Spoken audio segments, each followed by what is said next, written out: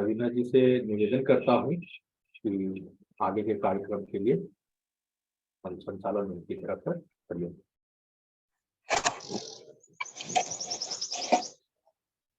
हरिओम।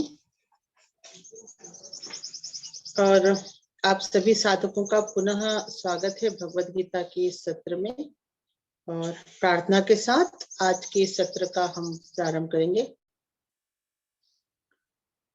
ओम अज्ञानतिमिरान्धस्य ज्ञानाञ्जनशलाकया चक्षुरोन्मीलितं येन तस्मै श्री गुरवे नमः।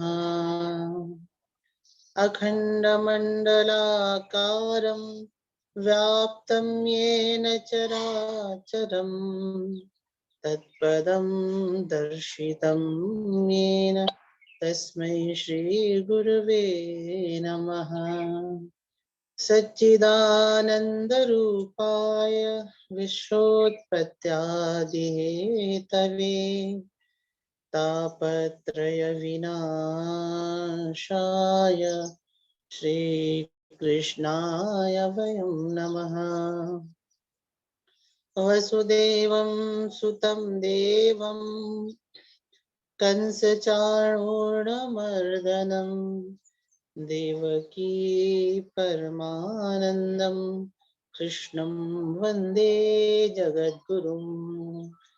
हे कृष्ण करुणा सिंधु दीनबंधु जगत्पते गोपेश गोपिका कांत राधा कांत नमोस्तुते।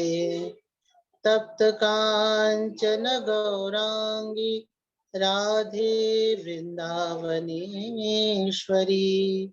वृषभानुसुते देवी प्रणमामि हरिप्रिये। हरे कृष्णा कृष्ण कृष्णा हरे हरे, हरे राम राम राम हरे हरे।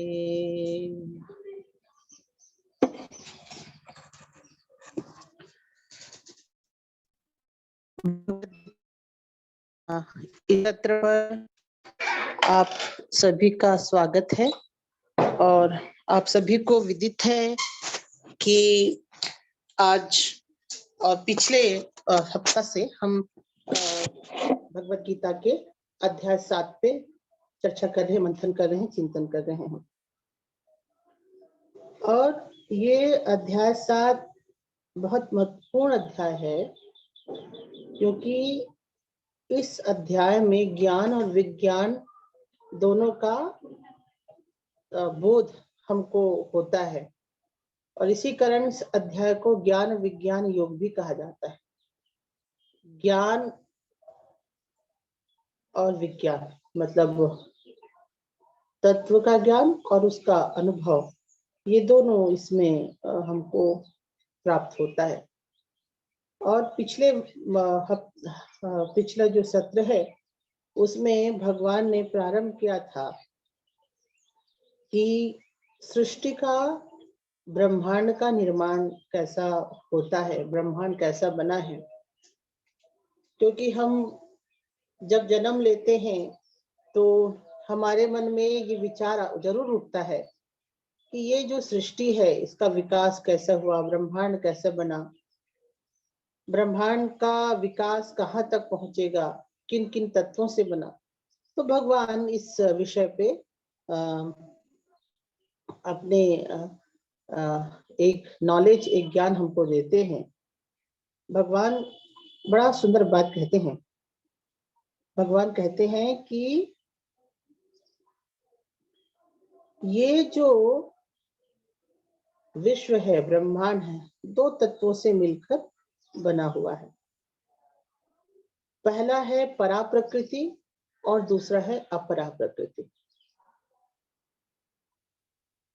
तो ये परा प्रकृति और अपरा मतलब नेचर 2 टाइप के हैं। इसमें आप दुनिया में देखेंगे 2 प्रकार का आपको तत्व मिलेगा, परा और अपरा।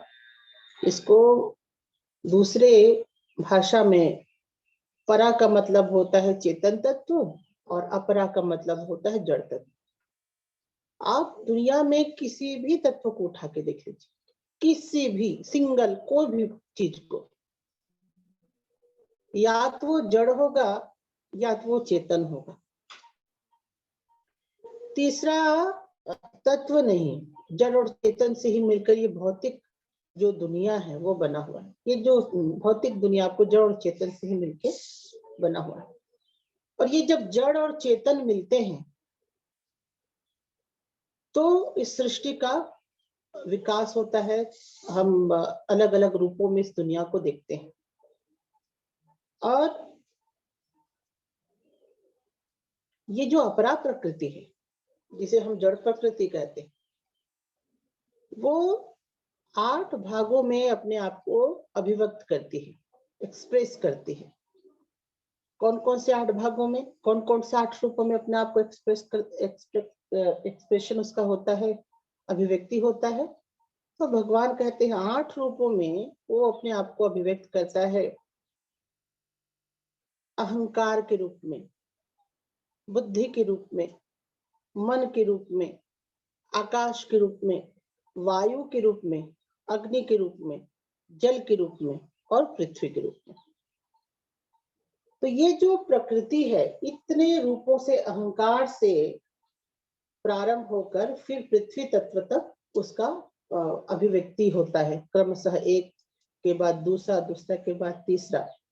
तो ये जड़ प्रकृति हुआ, जिसे भगवान ने अपरा कहा। दूसरे प्रकृति भगवान कहते हैं कि एक मेरा परा प्रकृति है, जिसे हम चेतना कहते हैं, चेतन तत्व, जिसको हम बोल सकते हैं कॉन्शियसनेस। ये जो चेतना है भगवान की दूसरी प्रकृति है। फिर भगवान कौन है? तो भगवान कहते हैं श्लोक नंबर 6 में कि वो कौन है। तो वो कहते हैं एद्योनिनि भूतानि सर्वानित्युपधारय अहं कृतस्य जगतः प्रभवः प्रलयस्तथा। भगवान कहते हैं कि ये जो जड़ प्रकृति है, ये जो चेतन या कॉन्शियसनेस जो होता है, इसका मैं क्या हूं? इन दोनों, ये जो इन दोनों का मैं मूल हूं, इन दोनों का मैं स्रोत हूं। तो भगवान अपने आप को स्रोत के रूप में, एक उद्गम स्थान के रूप में, कारण के भी महाकारण के रूप में बताते हैं कि भैया ब्रह्मांड तो जड़ और चेतन से मिलके बना है। भौतिक जड़ और चेतन, जड़ और चित्त, और मैं क्या हूं? ये जड़ और चित्त की का मैं कारण हूं, परम कारण हूं। और आगे उसको और अच्छे से भगवान समझाते हैं कि परम कारण का मतलब ऐसा नहीं है कि कहीं जैसे कि हम समझते हैं कि कोई बीज है, बीज से चीजें निकलती हुई। भगवान उस कारण को किस तरीके से उदाहरण से बताया है 7वें नंबर पे, किस तरीके के कारण है। तो वो कहते हैं मत्तः परम अपरतरम नान्य किंचित दस्ति धनंजय मयि सर्वमिदं प्रोक्तम सूत्रे मणिगणा इव। भगवान है कि जैसे माला होता है, तो माला में आप देखेंगे धागा ऐसा होता है कि धागा तो लगा रहता है और उसमें बहुत सारे मनके होते हैं। तो भगवान जो है, वो जो परम कारण है, वो धागे के जैसे सबके परम कारण है। अब इसको थोड़ा हम ऐसे समझ सकते हैं, धागे के जैसे मतलब आप देखेंगे कोई भी माला होगा तो माला के केवल मनके हमको दिखाई देते हैं, केवल मनके। मनके के पीछे जो धागा है वो हमको दिखाई नहीं देता, पर माला में सारे मनकों को जोड़ के रखा है वो धागा। तो अपने आप को रूपक के माध्यम से समझा रहे हैं कि मैं कारण कैसा हूं, मैं सब में व्याप्त हूं, और व्याप्त होने के बावजूद भी मैं क्या हूं? छिपा हुआ। बिल्कुल वो उदाहरण एकदम बहुत सटीक उदाहरण है कि जड़ और चेतन से ये दुनिया बना है, और जड़ और चेतन का परम कारण मैं हूँ, मेरे से निकले हैं, पर मैं कैसे व्याप्त हूँ? जैसे माला में धागा होता है कि माला तो दिखाई देगा, आप अपने गले में माला पहने हो, दिखाई दे रहा है कि सोने का है, चांदी का है, और उसके अंदर में जो छोटा सा एक धागा है जो उनको जोड़ के रखा है, वो हमको दिखाई नहीं देता। ठीक उसी तरीके से ही परमात्मा सब में, सब प्राणियों में, प्राणी मात्र में वो हमको एक सूत्र के जैसे जोड़ के रखा है, वो परम तत्व, लेकिन हम उसको देख नहीं पाते हैं।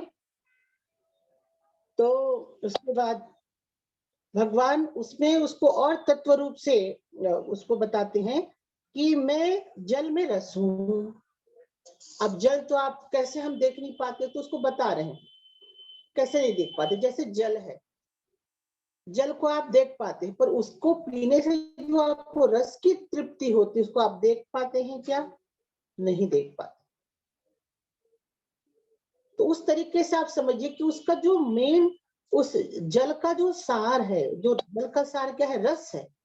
तो वो जो, अगर उस रस को जल से निकाल दिया जाए तो जल की कोई सत्ता, कोई महत्ता नहीं रहेगी। तो जल में जो तत्व होते हैं, जो उसका न्यूट्रिशन वैल्यू होता है, तो जल के न्यूट्रिशन वैल्यू को यदि आप निकाल दें तो जो वाटर है, जल है, वो मृत है।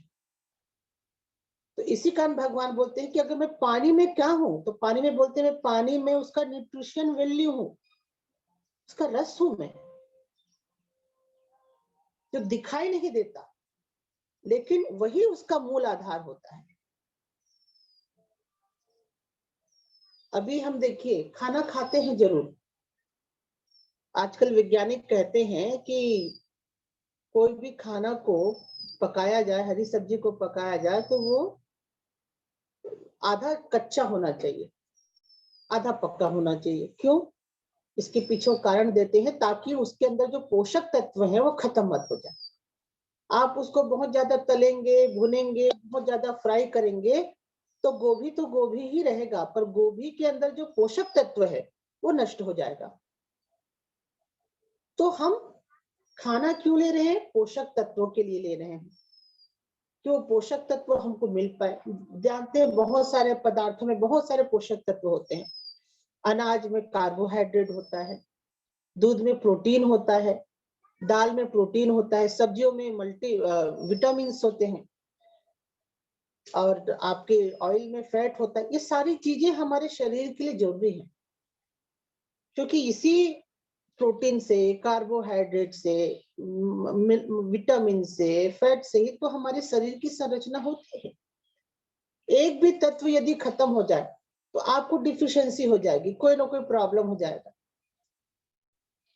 आपके अंदर में प्रोटीन नहीं रहेगा तो आपके ऊतकों का निर्माण नहीं होगा, मांसपेशियों का निर्माण नहीं होगा।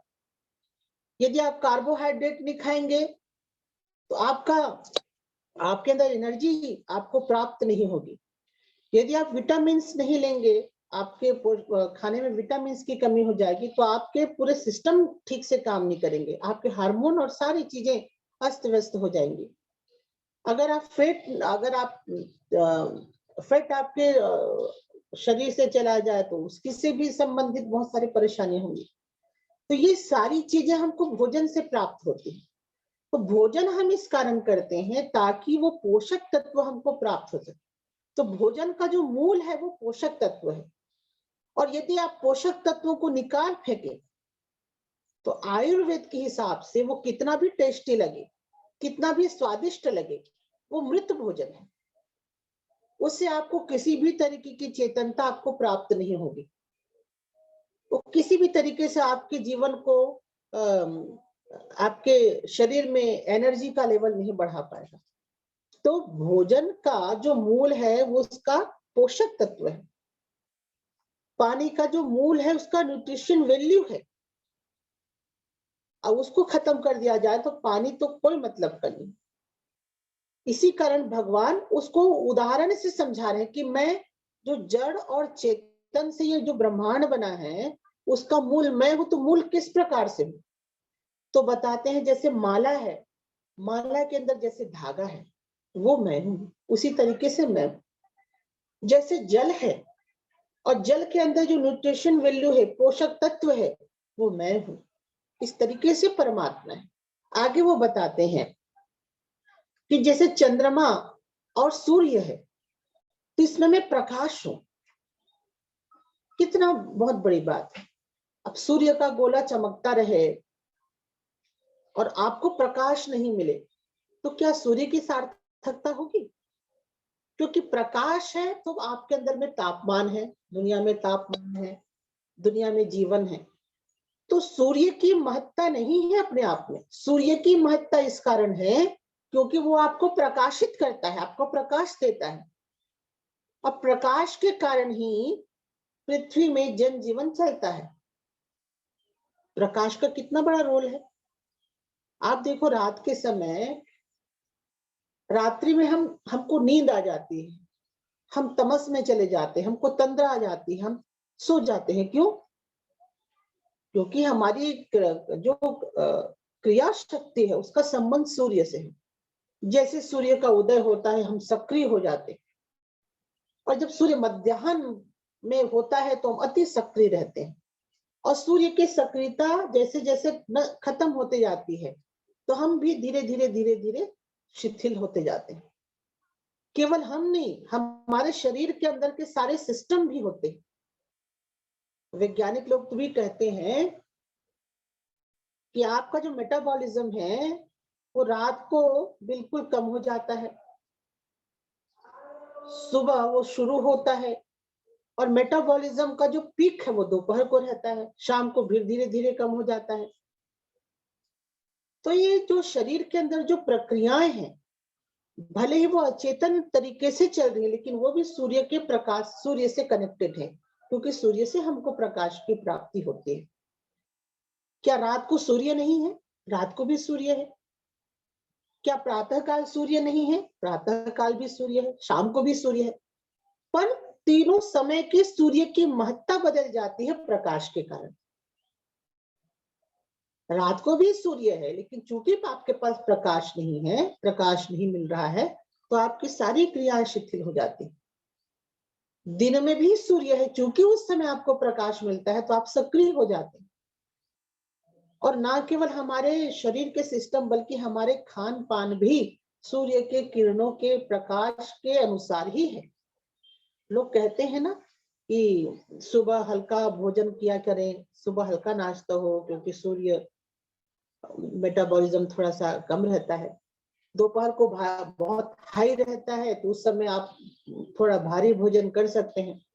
फिर जैसे शाम हुआ तो फिर आपको हल्का भोजन लेना चाहिए, क्योंकि उस समय आपका मेटाबॉलिज्म पर नीचे हो जाता है। हम तो देखते हैं कि सूर्य का जो प्रकाश है, प्रकाश के कारण ही आपका पूरा सिस्टम चल रहा है।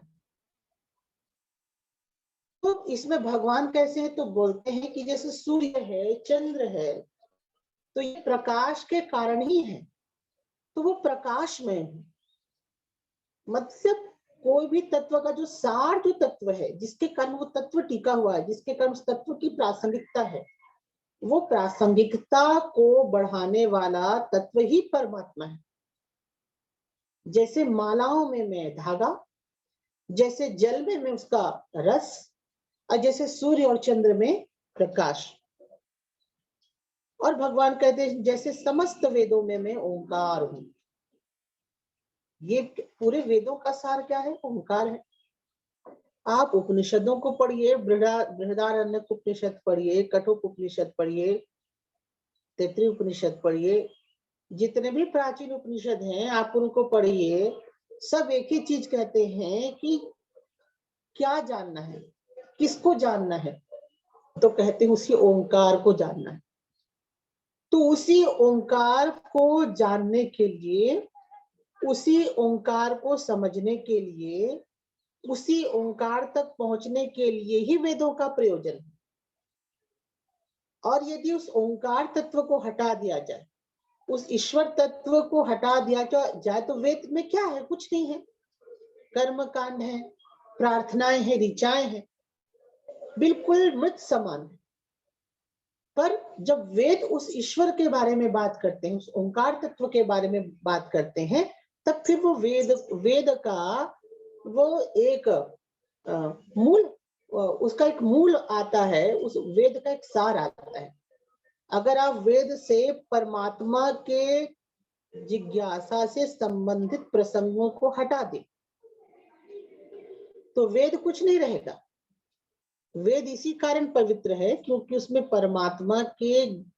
परमात्मा को जानने के लिए चर्चा, ज्ञान और मीमांसाएं हैं। इसी कारण वेद की प्रासंगिकता है। और उस परमात्मा तत्व को वेद से जाए तो वेद कुछ नहीं है। उसमें आपको ज्योतिष मिलेगा, उसमें आपको अथर्ववेद में कुछ विद्याएं आपको मिलेंगी, कुछ प्रार्थनाएं मिलेंगी, यज्ञ के प्रकार मिलेंगे, बस, और कुछ नहीं।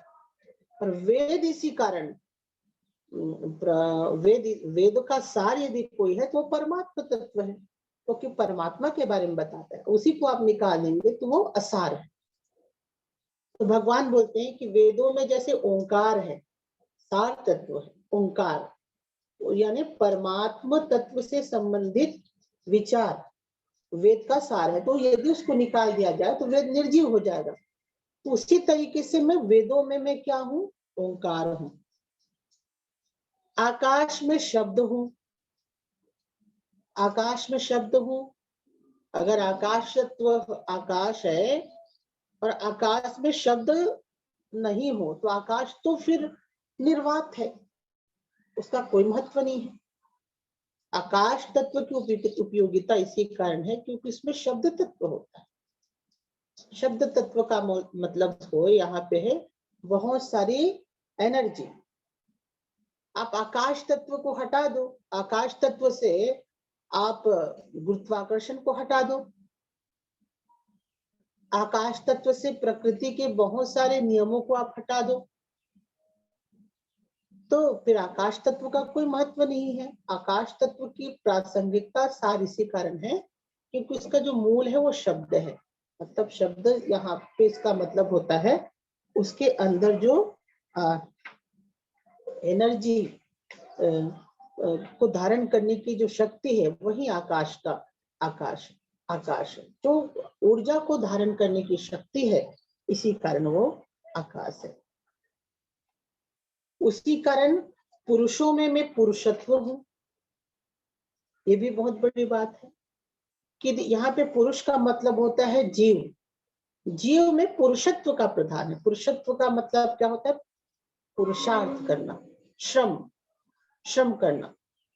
यदि आप जीव हो, आप इंसान हो, और आपके जीवन में पुरुषार्थ ना हो, श्रम ना हो, मेहनत ना हो, तो फिर आपके जीवन का कोई मतलब है क्या? नहीं।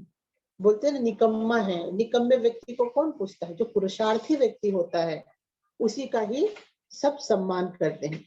तो भगवान कहते हैं कि मैं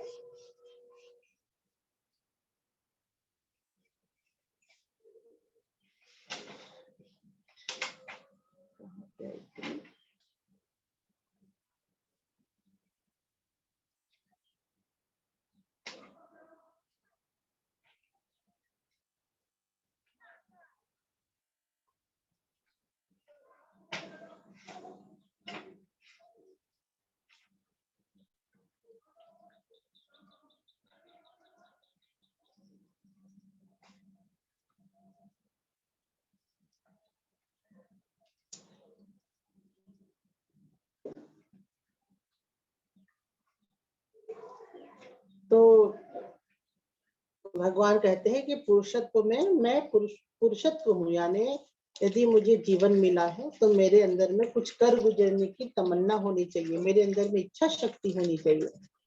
उसके बाद भगवान कहते हैं कि पृथ्वी में पवित्र गंध हूँ और अग्नि में मैं तेज हूँ, सर्वभूतों में उनका जीवन हूँ और तपस्वियों में तप। मतलब आप देखेंगे कि इसमें एक सार तत्व को ही समझाने का प्रयास किया जा रहा है कि जो भी सार तत्व है, सार चीज है, वह चीज ही मैं हूँ, वह चीज ही मैं हूँ। यदि उस सार चीज को आप निकाल दो तो फिर उसमें मैं उसके बाद मैं नहीं हूँ। उसके बाद भगवान 10वें नंबर पे कहते हैं कि बीजम माम सर्वभूतानां विद्धि पार्थ सनातनम मतामस्मि तेजस्विना महा। भगवान कहते हैं कि मुझे सभी जीवों का शाश्वत बीज जानो, मैं बुद्धिमान की बुद्धिमता और तेजस्वियों का तेज हूँ। तो भगवान इसमें बता रहे हैं कि किस प्रकार से हम व्यक्त ब्रह्मांड में ईश्वर की उपस्थिति का आभास कर सकते हैं। ये हम बोलते हैं ना कि हम भगवान को कैसे अनुभव करें, भगवान क्या है। तो यहाँ पे भगवान खुद बता रहे हैं कि मैं क्या हूँ। रस में मैं पानी, जल में मैं रस हूँ, अग्नि में मैं तेज हूँ, सूर्य में मैं प्रकाश हूँ। तो अपने उपस्थिति का आभास तो करा रहे हैं। इसी कारण इस अध्याय का नाम है ज्ञान और विज्ञान। इसमें भगवान बता भी रहे हैं कि मैं कहाँ पे हूँ। एक श्लोक में भी नहीं बोले कि मैं मंदिर में हूँ, ऐसे बिल्कुल नहीं बने कि मैं फलाना मंदिर के अंदर में, उस मूर्ति के अंदर में मैं घुसा पड़ा हूँ। भगवान श्री कृष्ण कहाँ है वो बता रहे हैं, भगवान श्री कृष्ण कौन है वो बता रहे हैं। और जो अपने आप को कृष्ण भक्त कहते हैं उनको बहुत चिंतन करना चाहिए कि भगवान श्री कृष्ण कहाँ है, कौन है। हमने देखा है कि भगवान श्री कृष्ण को जिस तरीके से उनके जो दिव्यता का हनन, मैं क्षमा भी चाहती हूँ, उनकी दिव्यता का जिस तरीके से हनन किया जा रहा है भक्ति के नाम पे, उससे बड़ी विडंबना और बड़ा दुख और बड़ी पीड़ा होती है। भगवान श्री कृष्ण आप देखिए, भगवान कृष्ण के जीवन से निकले हुए पंथों को, मतों को बहुत सारे आपको ऐसे मिलेंगे जहां पे अति पाखंड और अति आडंबर हम देख पाते हैं, अति आडंबर देख पाते हैं। अरे भाई, भगवान श्री कृष्ण की गीता है और भगवान श्री कृष्ण अपने गीता में बता रहे हैं कि उनको कैसे भक्त पसंद आते हैं। आप देखिए, एवं सतत युक्ता नाम भक्तास्पर्युपासते, 12वें अध्याय को आप पढ़िए, 12वें अध्याय को आप पढ़िए तो उसमें भगवान बताते हैं कि उनको कौन से भक्त पसंद आते हैं। तो भगवान क्या कहते हैं, बहुत सुंदर बात कहते हैं, ये तु सर्वाणि कर्माणि मयि सन्न्यस्य मत्पराः अनन्येव योगेन मां ध्यायन्त उपासते मयि एव मनाधस्व मयि बुद्धिं निवेशय निवशिष्यसि मयि एव अत ऊर्ध्वं न संशयः अथ चित्तं समाधातुं न शक्नोषि मयि स्थिरम् अभ्यास योगेन तथा मामिच्छाप्तुं धनंजय अभ्यासेप्य समर्थोसि मत कर्म परमो भव मदर्थमपि कर्माणि पूर्वं सिद्धिमवाप्स्यसि अथैतदप्य शक्तोसि कर्तुं मद्योगमाश्रितः सर्वकर्म फलत्यागं ततः कुरु यथात्मना। 12वें अध्याय में भगवान कहते हैं कि मेरे भक्त के क्या क्या लक्षण होना चाहिए, मेरा भक्त कैसा होना चाहिए। पूरा 12वां अध्याय आप उठा के पढ़ लीजिए, 20 श्लोक है। तो 20 श्लोक में भगवान बताते हैं कि उनके भक्त कैसे होने चाहिए, कैसे भक्तों को पसंद करते हैं। और 7वें अध्याय में बता रहे हैं कि उनका स्वरूप कौन सा है, वो कहाँ पे निवासित है। और हम क्या करते हैं, हम जो तथाकथित कृष्ण भक्त हैं उनको, उनके इस दिव्य ज्ञान को हम किस तरीके से हम इसका अनर्थ करते हैं वो आप सभी जानते हैं। इसी कारण बहुत ज्यादा जरूरी है और बहुत ज्यादा ये हमारी जिम्मेदारी है कि जो कृष्ण को अपने इष्ट मानते हैं, कृष्ण जी को अपने आराध्य मानते हैं, उनको भगवत गीता का प्रणयन करना चाहिए, भगवत गीता का चिंतन करना चाहिए। क्योंकि भगवत गीता में भगवान के स्वरूप का वर्णन है, भगवत गीता में उनको कैसे भक्त प्रिय है, उन भक्तों का वर्णन है। तो ये भगवत गीता बहुत ही प्रमाणित ग्रंथ है और इसको हमको अध्ययन करना चाहिए और इसी अध्ययन से ही हमको उस कृष्ण तत्व तक जाने का हमको साधना करना चाहिए। तो इसमें भगवान बताते हैं कि वो कहाँ कहाँ है, कौन कौन सी जगह पे। तो भगवान यहाँ पे और बताते हैं, बलम बलवताम चाहम काम राग विवर्जितम धर्मा विरुद्धो भूतेषु कामोस्मि भरतर्षभ। भगवान कहते हैं कि बलशालियों में मैं काम रहित और आसक्ति रहित बल हूं। तो यहाँ पे भगवान कहते हैं कि वो बल है, एनर्जी है, ताकत है, लेकिन कैसे है कि वो जो बल है कामना से रहित होना चाहिए, लालसा से रहित होना चाहिए, आसक्ति से रहित होना चाहिए। ऐसा बल होना चाहिए जो दूसरों का कल्याण कर सके, ऐसा बल होना चाहिए जो दूसरों का उत्थान कर सके। तो भगवान कहते हैं कि मैं धर्मयुक्त बल हूं। और भगवान क्या कहते हैं आगे, और भी भगवान कहते हैं, ये चैव सात्विका भाव राजा राजसा तामसः चाहिए मत्त एवेति तान विद्धि नत्वहम तेषु ते मयि। भगवान कहते हैं कि ये जड़ और चेतन तत्व से तो पृथ्वी बनी है, और जड़ तत्व अपने आप को 8 रूपों में प्रकट करता है। उसके बाद भगवान कहते हैं कि जब इन तत्वों में आपसी मिलन होता है, इन तत्वों के बीच में आपसी मिलन होता है, तो 3 प्रकार के गुणों का निर्माण होता है। एक पहला गुण है सात्विक, एक दूसरा गुण है राजसिक, और एक तीसरा गुण है तामसिक। तो ये गुण कहाँ से प्रकट हुए? इन्हीं तत्वों के सम्मिलन से प्रकट हुए, राजसिक, तामसिक और आपका सात्विक। तो जैसे हम रसायन विज्ञान में पढ़ते थे ना कि बहुत सारे तत्व होते हैं, वो तत्व आपस में मिलके क्या बनाते हैं? यौगिक बनाते हैं। जो एलिमेंट्स हैं वो मिल करके बहुत सारे यौगिक बनाते हैं, और यौगिक से ही फिर दुनिया में बहुत सारे तत्व हैं। जैसे हम देखते हैं पानी में क्या है? H2O है। कार्बन डाइऑक्साइड में क्या है? CO2 है। ठीक, तो ये क्या है? कार्बन और ऑक्सीजन मिलके कार्बन डाइऑक्साइड बना दिए, हाइड्रोजन और ऑक्सीजन मिलके पानी बना दिए। तो हम देखते हैं कि जितने भी दुनिया में चीजें हैं वो तत्वों के मिश्रण से बनी हुई है। तो भगवान कहते हैं कि ये जो 8 तत्व परमात्मा से निकलते हैं, मन, बुद्धि, चित्त, अहंकार और 5 तत्व और चेतन तत्व, सब जब आपस में मिलते हैं तो 3 गुणों का निर्माण होता है, सत्व गुण, रजस गुण और तमस गुण। तो ये भगवान कहते हैं कि ये तीनों गुण भी मेरे से प्रकट हुए, ये मेरे से आए पर मैं इनके अंदर में नहीं रहता।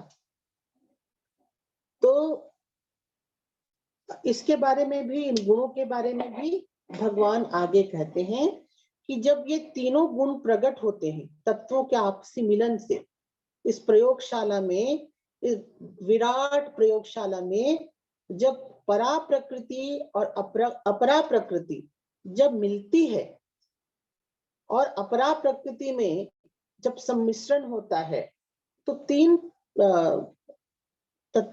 3 गुणों का प्रादुर्भाव होता है। पहला है सत्व, रज और तमस। उसके बाद भगवान कहते हैं कि इन स्थितियों में 13वां नंबर में कहते हैं कि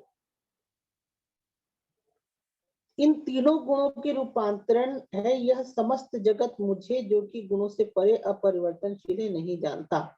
भगवान यहाँ पे कहते हैं कि जब ये तीनों गुण आपस में प्रकट होते हैं तो हम इतने सम्मोहित हो जाते हैं, इतने उन तीनों गुण में हम आसक्त हो जाते हैं, बंध जाते हैं कि हम परमात्मा के वास्तविक स्वरूप को हम नहीं समझ पाते हैं, ब्रह्मांड के वास्तविक स्वरूप को हम नहीं समझ पाते हैं। तो जो हमारा सांख्य दर्शन है और भगवत गीता का जो दर्शन है वो लगभग आपस में थोड़ा सा मिलता जुलता है कि पहले परमात्मा है, परमात्मा से 2 तत्वों का उदय, 2 तत्व निकल, परमात्मा से 2 तत्व निकलते हैं, एक जड़ तत्व और एक चेतन तत्व। फिर जड़ तत्व अपने आप को 8 भागों में बांटती है, मन, बुद्धि, चित्त, अहंकार और 5 महाभूत और हमारा चेतन तत्व। उसके बाद इन सबके सम्मिश्रण से 3 गुणों का निर्माण होता है पूरे ब्रह्मांड में, सत्व गुण, रजस गुण और तमस गुण, जिससे पूरा सृष्टि का विकास होता है। और ये जो तीनों गुण हैं, उन तीनों गुणों को ही माया कहा जाता है, सत्व, रजस और तमस। तो ये माया के कारण, इन गुणों के कारण हम जगत के वास्तविक स्वरूप को नहीं जान पाते। तो भगवान क्या कहते हैं 14वें नंबर के श्लोक पे, देवी हेशाम गुणमयी मम माया दुरत्यता मावेव ये प्रपद्यन्ते मायाम एताम तरन्ति ते। ये तीन गुण जब प्रकट होते हैं तो यही मेरी माया है, और इस माया से पार होना बड़ा कठिन है। तो कौन पार हो पाता है, कौन इससे आगे जा पाता है? तो भगवान कहते हैं मामेव ये प्रपद्यन्ते मायाम एताम तरन्ति ते। भगवान कहते हैं कि जो मेरे प्रति समर्पित होता है, मेरे प्रति समर्पित होता है मतलब जो भगवान को भगवान के मूल स्वरूप को जो समझता है, मूल स्वरूप के प्रति जिसकी आस्था, निष्ठा और मूल स्वरूप के प्रति जिसका समर्पण है, वो इस भ्रम को पार कर जाता है। तो इस त्रिगुण माया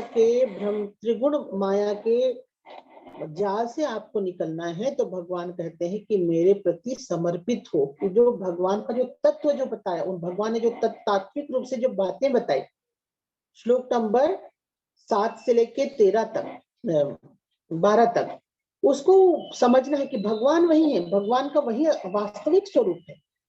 कि सूर्य और चंद्र में वो प्रकाश है, जल में वो रस है। तो इस स्वरूप पे जिनका ध्यान होता है, इस स्वरूप पे जिनकी धारणा होती है, वो धीरे धीरे भगवान कहते हैं कि इस माया के जाल से निकल जाते हैं। अन्यथा ये जो माया का जो जाल है वो बहुत दुष्कर है और यहाँ से निकल पाना बहुत मुश्किल है। तो और इस माया के प्रभाव का बड़ा वर्णन हम शास्त्रों में भी पाते हैं। बहुत सारी कहानियां पाते हैं। आपको स्मरण होगा कि नारद की कहानी पाते हैं, जब कहते हैं कि भगवान ने पृथ्वी को बचाने के लिए सुअर का अवतार लिया और पृथ्वी का उद्धार किया। लेकिन जब भगवान सुकर रूप में पृथ्वी का उद्धार करते हैं तो वो उसी योनि में मोहित हो जाते हैं और एक शुक्री के साथ भगवान का विवाह भी हो जाता है। और जब भगवान का विवाह होता है तो बहुत सारे उनके बच्चे भी पैदा होते हैं और वो मस्त कीचड़ में लौट रहे हैं, गंदगी को खा रहे हैं। तो पूरे देवताओं को बड़ा दुख होता है। ये तो भगवान विष्णु हैं जो पृथ्वी का उद्धार करके शुकर का रूप धारण किए हैं, लेकिन ये कैसे माया आबद्ध हो गए, एक शुक्री के साथ विवाह कर लिए, बच्चे भी पैदा कर लिए, अब वो धरती में ही रहना चाह रहे हैं, क्या किया जाए। नारद जी बहुत परेशान होते हैं।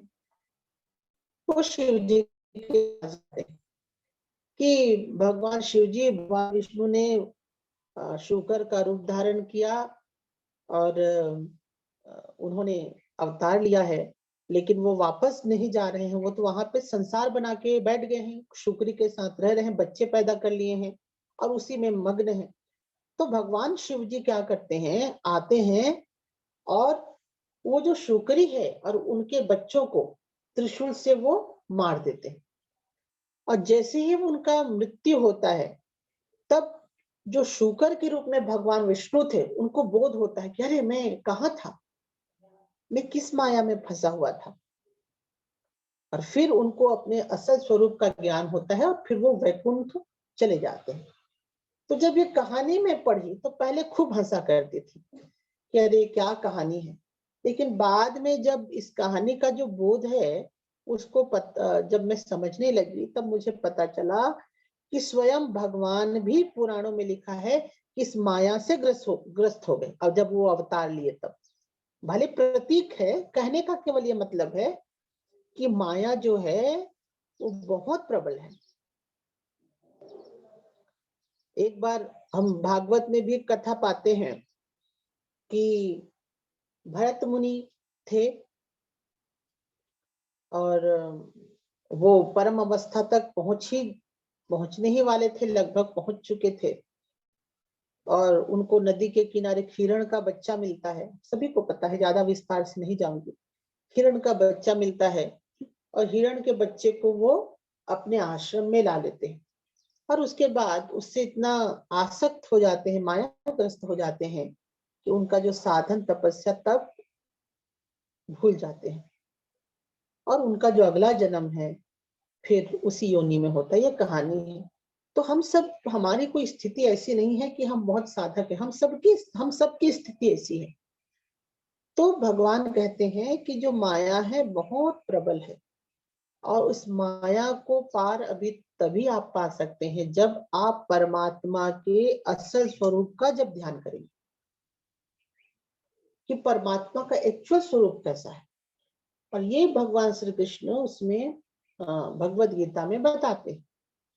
वो कभी नहीं बताते कि उनका जो असल स्वरूप है वो किसी कदम्ब के नीचे में वंशीवट बांसुरी को पकड़कर खड़े हैं और गोपियों के साथ नृत्य कर। ऐसा भगवत गीता में एक श्लोक आपको नहीं मिलेगा, एक श्लोक नहीं मिलेगा। भगवत गीता में भगवान अपनी दिव्यता को, भव्यता को, अपने ईश्वर तत्व को कैसे बताते हैं। वो बताते हैं कि संसार के समस्त लोग माला है और उसमें मैं धागे के जैसा हूं।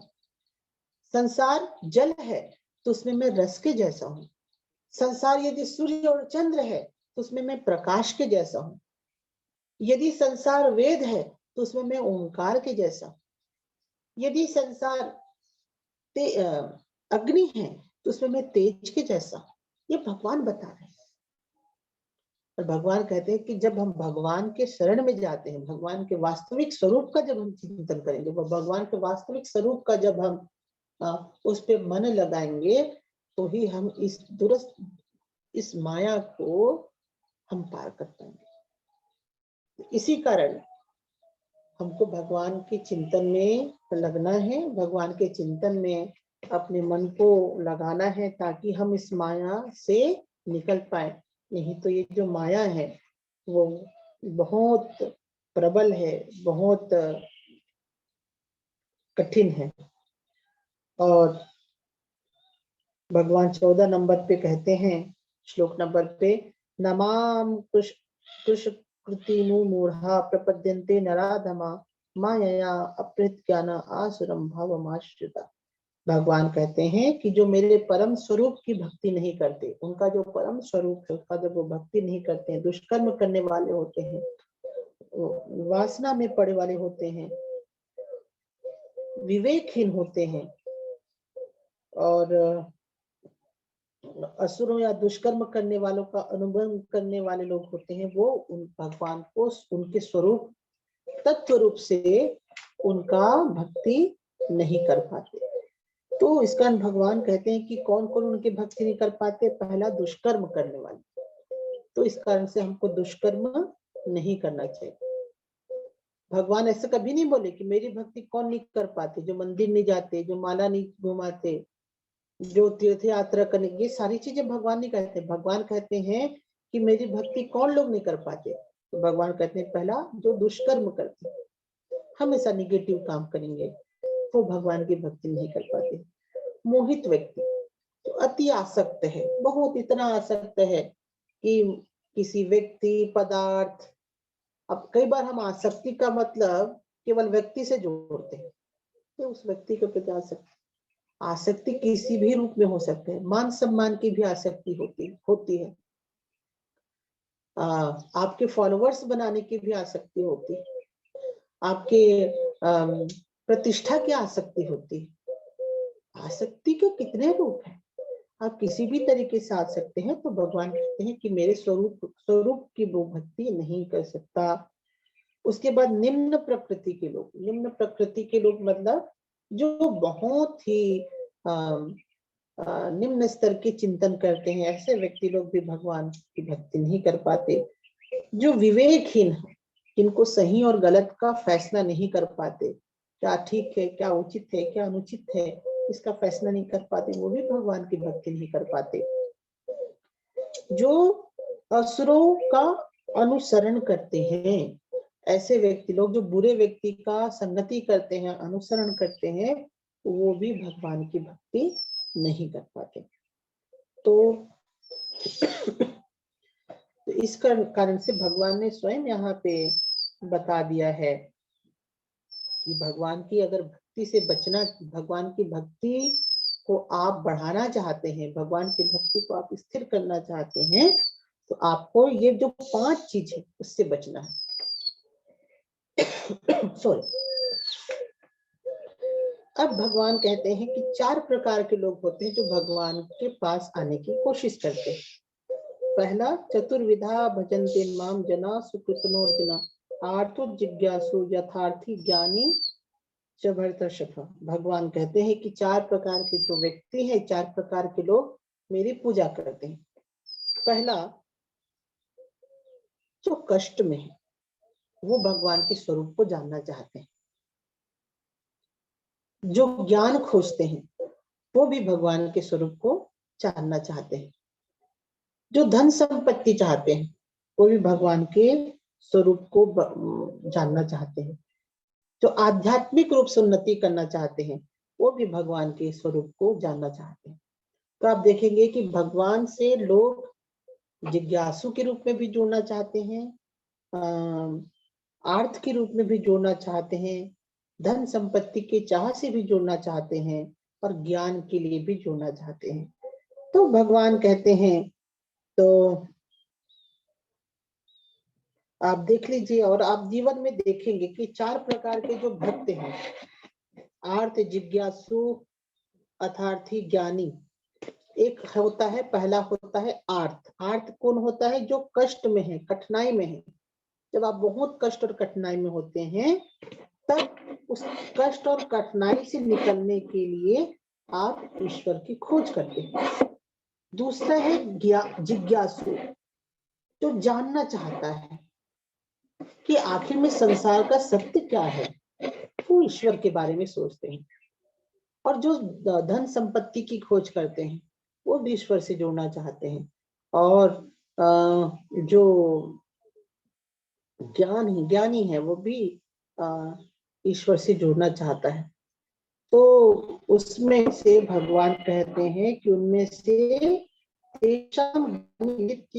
एक भक्ति विष्यते प्रिया ही ज्ञानिनो तदर्थम अहम सच मम प्रिय। भगवान कहते हैं कि जिसमें जो ज्ञानी है, बुद्धिमान है और सदा दृढ़ और एकांतिक भक्ति रखने वाले लोग हैं, उसी ज्ञानी को भगवान बहुत प्रेम करते हैं और पसंद करते हैं। तो इसी कारण से आप देखेंगे इसमें एकांतिक जो भगवान के प्रति भक्ति रखते हैं, ज्ञान है, ज्ञान भगवान को स्वरूप रूप से जो उपासना करना चाहते हैं वो भगवान को बहुत प्रिय है। उसके बाद भगवान कहते हैं कि ये 18वें नंबर पे ये सभी उदार हैं, लेकिन ज्ञानी और बुद्धिमान व्यक्ति जो मेरा ही स्व मानता है, क्योंकि मन की दृढ़ता के साथ वो स्त्री पुरुष केवल मुझे ही सर्वोच्च ध्येय मानकर चलता है। ज्ञानी को इस कारण भगवान पसंद करते हैं क्योंकि वो भगवान को समस्त कारणों के भी परम कारण मान करके उनको प्राप्त करना चाहता है। तो इस कारण भगवान ज्ञानी को पसंद करते हैं। उसके बाद भगवान कहते हैं कि बहुनाम जन्मनाम मन में ज्ञानवान मा प्रपद्यन्ते वासुदेव सर्वमिति स महात्मा सुदुर्लभ।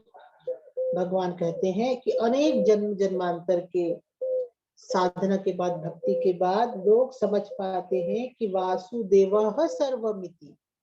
कितनी बड़ी बात! अनंत जन्मों के साधना के बाद समझ पाते हैं वासुदेव सर्वमिति, मतलब जो सब कुछ है, सारा जो जगत है वो भगवान कृष्ण ही है, वासुदेव ही है। ये भगवान चरम भक्ति की अवस्था है।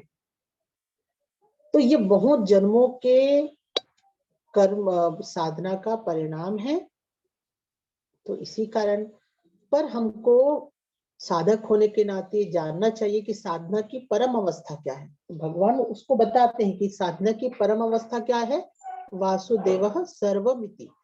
ये जो वासुदेव है, कृष्ण है, वो सर्वमिति है, सब कुछ भगवान कृष्ण है। अगर इस भाव तक आप पहुंच गए, इस भाव में आप प्रतिष्ठित हो गए, तो वह भाव ही परम ज्ञान की अवस्था है। तो कई बार लोग पूछेंगे, अरे वो तो बहुत परम ज्ञान की अवस्था है, तो हम तो पहुंच नहीं पाएंगे, तो इससे अच्छा हम मंदिर में घंटा बजाएंगे, हम आरती करेंगे, वो तो ठीक है, उसमें कोई प्रॉब्लम नहीं है, लेकिन आपको पता भी रहना चाहिए कि आपको कहाँ तक जाना है। ये ठीक है कि आप पूजा कर रहे हैं, पाठ कर रहे हैं, फूल चढ़ा रहे हैं, लेकिन आपको पता भी होना चाहिए ना कि आपको अंत आपका भक्ति का परम लक्ष्य क्या है, आपके भक्ति का परम स्थिति क्या है। तो भगवान कहते हैं भरम भक्ति का जो परम स्थिति है, अर्जुन ध्यान से सुनो, मेरी भक्ति का परम स्थिति है वासुदेव सर्वमिति, ये जो जितना सब कुछ है वही भगवान श्री कृष्ण है। और यही बात तो पहले भी बता रहे कि सब कुछ है वो मैं ही हूँ, मेरे से ही सब कुछ निकला है, मेरे से कुछ अलग है ही नहीं। तो जब ये भाव को लेकर के हम कृष्ण की आराधना करें, इस भाव को लेकर के जब हम भगवान की आराधना करें, तो ही वो भगवान की भक्ति है। तो ये श्लोक नंबर 19 खत्म होता है। तो अंत में मैं आगे हम अगला चर्चा करेंगे, और अंत में मैं यही कहना चाहूंगी कि हम सबको ये ध्यान रखना है कि भगवत गीता एक प्रमाणित ग्रंथ है। भगवान श्री कृष्ण का ये जो महाभारत का एक अंश है, और जिसे तकरीबन 5000 साल पहले लिखा गया महाभारत। उसके बाद और भी ग्रंथ लिखे गए, उन ग्रंथों में बहुत सारा मिलावट भी हो सकता है, समय के साथ चीजें चेंज भी हुई होंगी, पर कृष्ण भक्ति के लिए सबसे प्रमाणित और उत्तम ग्रंथ माना जाता है भगवत गीता। भगवत गीता में जो चीजें हैं वो जब वो दूसरी चीजों से मेल खाती हैं तो उसी को आप ग्रहणीय है, ग्राह्य है। अगर भक्ति के ऐसे ग्रंथ जो भगवत गीता के सिद्धांतों से मेल नहीं खाते, भले ही कितना भी अच्छा लगे, पर शास्त्रीय रूप से उसको ग्रहण नहीं करना चाहिए। तो इस कारण जो वैष्णव होते हैं, कृष्ण भक्त होते हैं, उनको भगवत गीता का प्रणयन, भगवत गीता का चिंतन करना चाहिए। कृष्ण की जो भक्ति है उसकी दिव्यता को, जो आजकल कहीं ना कहीं हम देखते हैं कि वो एक फैशन के जैसा हम देख रहे हैं, वो भाव खत्म होकर के उसकी जो भक्ति की दिव्यता है, भक्ति की जो उत्कृष्टता है, भक्ति का जो भाव है जो भगवत गीता में बताया गया है, उसको हमको स्थापित करना है। हमने कई बार देखा है, बड़े बड़े तीर्थों में जब जाते हैं तो हम देखते हैं कि लोग डालिया में भगवान को लेके घूमते रहते हैं। ठीक है, भगवान की उनकी भक्ति है, पर आप देखिए शास्त्रीय रूप से भी आपको हमको लोगों को यह बताना है कि कृष्ण केवल मूर्ति में नहीं है। वो एक इनिशियली शुरुआती दौर पे आपका भाव हो सकता है, पर अंतिम भाव क्या है? अंतिम भाव भगवत गीता के 7वें अध्याय के 19वें नंबर में भगवान कहते हैं, अंतिम भाव है वासुदेव सर्वमिति, कि जो कृष्ण है वो सब जगह सर्वव्याप्त है, और जो सब कुछ है वही कृष्ण है। ये अंतिम भक्ति का पड़ाव है। तो बहुत बड़ी जिम्मेदारी है जो कृष्ण को और कृष्ण के उपासक हैं कि वो उनका जो भक्ति है, उनका जो मार्ग है, उनका जो सिद्धांत है, वो भगवत गीता के द्वारा प्रतिपादित सिद्धांतों से मेल खानी चाहिए, और उसी के अनुसार ही हमको आगे भक्ति करना चाहिए। तो आज हमने क्या देखा, 2 मिनट हमारे पास है, हमने ये देखा कि भगवान ने पहले बताया कि ब्रह्मांड का निर्माण किस तरीके से होता है, 2 प्रकृति और उसके 8 तत्व और 3 गुणों के बारे में भगवान ने विस्तार से समझाया। उसके बाद हम दूसरे बात में क्या देखते हैं, भगवान कहते हैं फिर अपने स्वरूप को समझाया कि प्रकृति ब्रह्मांड तो ऐसा बना है कि 3 तत्व 3 गुण हैं, 8 तत्व हैं, परा प्रकृति अपरा सब मिलके ब्रह्मांड बना। अब मैं कहाँ पे हूँ इस पूरे मामले में, इस पूरे सिचुएशन में? तो भगवान वो भी बताते हैं कि मैं ऐसा हूँ, जैसे मालाओं में धागा, जैसे जल में रस, और जैसे सूर्य में प्रकाश, मैं वैसा हूँ।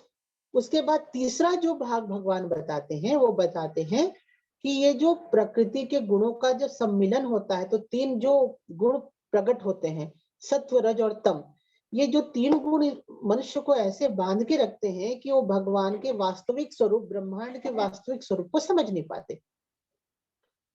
तो उसके बाद चौथे पार्ट में भगवान बताते हैं कि किस तरीके से समझेंगे। तो भगवान कहते हैं कि उसको तभी आप समझ सकते हैं जब भगवान को आप तत्व रूप से उनके प्रति आपकी भक्ति बढ़ेगी, उनके तात्विक रूप के प्रति जब आपकी भक्ति बढ़ेगी, तब आप इस दुरत्य माया को, इस कठिन माया को आप पार कर पाएंगे। तो भगवान ने उसको पार करने का भी मार्ग बताया।